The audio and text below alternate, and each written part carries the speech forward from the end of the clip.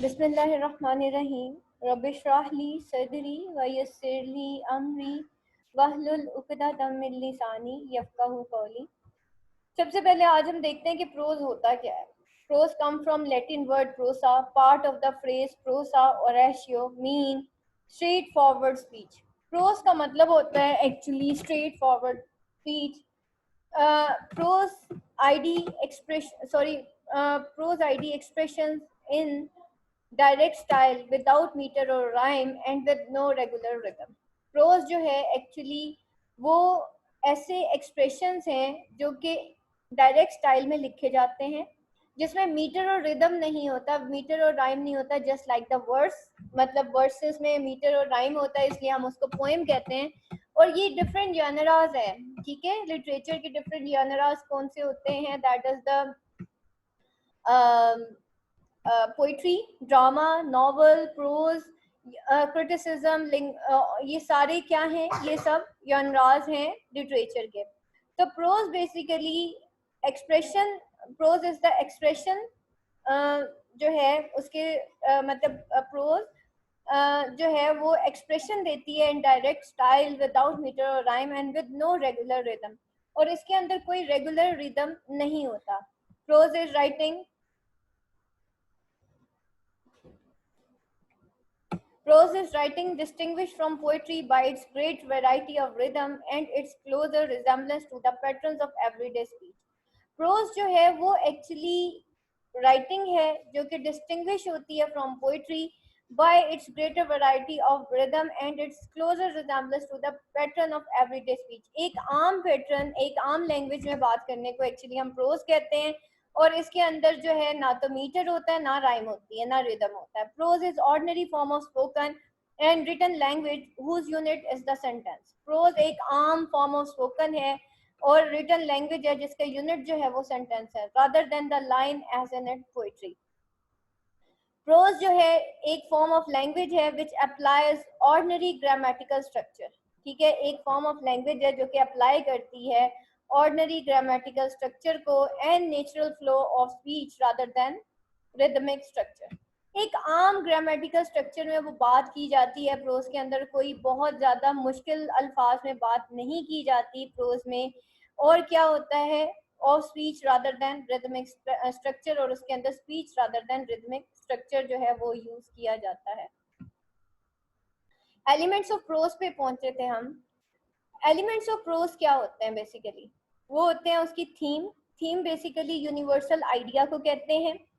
Setting, setting of the place को कहते हैं, ठीक है। कि ये जो कहानी लिखी गई है या ये जो रिटन जो भी आपके सामने एक प्रोज है वो किस जगह पे लिखी गई है, किस टाइम पे लिखी गई है, सेटिंग ऑफ द टाइम, और सोशल सेटिंग, और उस दौर का कॉन्टेम्पोरेरी सेटिंग्स क्या थी, कौन सी सोशल सेटिंग पे ये कहानी लिखी गई है। जस्ट लाइक अगर हम गुलिवर्स ट्रेवल्स पे देखें तो वहाँ पे सेटिंग ऑफ द प्लेस भी देखी हमने, सेटिंग ऑफ टाइम भी देखी, और उसके बाद सोशल सेटिंग भी देखी।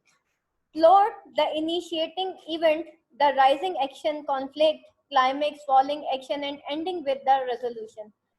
और प्रोज के अंदर थीम भी होती है, सेटिंग भी होती है, और प्लॉट भी होता है। प्लॉट कहते हैं सीक्वेंस ऑफ इवेंट को। आप देखें ड्रामा के अंदर आपको नजर आता होगा कि इवेंट्स होते हैं। फॉर एग्जांपल स्टार्ट से लेके एंड तक स्टोरी कुछ हिस्सों में तकसीम हो जाती है जिससे हमें पता चलता है अच्छा ड्रामा यहाँ से शुरू हुआ और यहाँ पे खत्म हुआ, और उसमें कुछ सीक्वेंस होते हैं इवेंट्स के, ठीक है। कुछ इवेंट्स होते हैं जिससे एक ऐसा नहीं होता कि हैप्पीजर्ड वे में अचानक से हीरो आ गया और उधर से विलन आ गया, बल्कि एक सीक्वेंस के साथ कहानी चल रही होती है, उसको हम प्लॉट कहते हैं। उसके अंदर एक इनिशिएटिंग इवेंट होता है, यानी कि जो उसका इनिशियल इवेंट, स्टार्टिंग इवेंट होता है। द राइजिंग एक्शन, एक राइजिंग एक्शन होता है यानी कि मिडल होता है प्लॉट का। कॉन्फ्लिक्ट फिर उसके अंदर रेज होता है, फिर उसके अंदर क्लाइमेक्स आता है, फिर फॉलिंग एक्शन होता है यानी कि action end of the plot, ठीक है। उसका बिगिनिंग, मिडल एंड एंड होता है प्लॉट का, and ending with the resolution, और एंड होता है वो रेजोल्यूशन के साथ। प्रोज के अंदर हमें कैरेक्टर्स भी नजर आते हैं, पॉइंट ऑफ व्यू भी नजर आता है। पॉइंट ऑफ व्यू किस तरह का होता है? या वो फर्स्ट पर्सन का होता है या वो थर्ड पर्सन का होता है। फिर अब हम यहाँ पे देखते हैं आगे चल के कि डिफरेंट काइंड्स ऑफ प्रोज कौन सी होती है। एक होती है फिक्शन जिसको इमेजिनेशन कहते हैं, दूसरी होती है नॉन फिक्शन जिसको रियल फैक्ट के ऊपर जो प्रोज लिखी जाती है। जो इमेजिनेटिव फिक्शन होती है उसको हम वो जो है फोक टेल है, पैराबल है, फेबल है, legend, fairy tale, cumulative tale, noodle head tale, short story और नॉवल। तो जो प्रोज फिक्शन जो इमेजिनेटिव प्रोज होती है, जैसे हम गुलिवर्स ट्रेवल्स देखें तो वो इमेजिनेशन है, इमेजिनेटिव प्रोज है, और उसके अंदर हमने जो है एक कहानी देखी जो कि एक फिक्शनल कहानी है और उसको हम प्रोज कहते हैं। उसके बाद नॉन फिक्शनल भी होती है जो कि रियल फैक्ट्स पे होती है, जिसमें हम डायरीज, ठीक है, जर्नल्स भी हो सकते हैं, एसेस भी हो सकते हैं, आर्टिकल्स हो सकते हैं, बियोग्राफी एंड ऑटोबियोग्राफी। आज का जो आपका लेसन है वो बियोग्राफी है, मतलब आप लोग जो सारची का पढ़ेंगे, विक्टोरियन, एमिनेंट विक्टोरियन, तो उसके अंदर जो है आप बियोग्राफी पढ़ेंगे डिफरेंट लोगों की।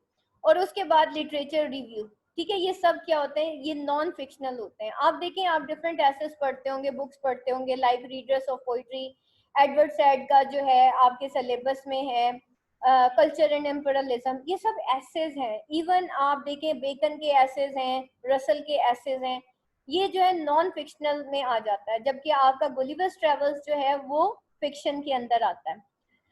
उसके बाद आगे चलते हैं, ऑथर्स देख लेते हैं जो कि हमने प्रोज के मेन जनरल जो है Tillie Olsen, James Joyce, Alice Walker, Margaret Atwood.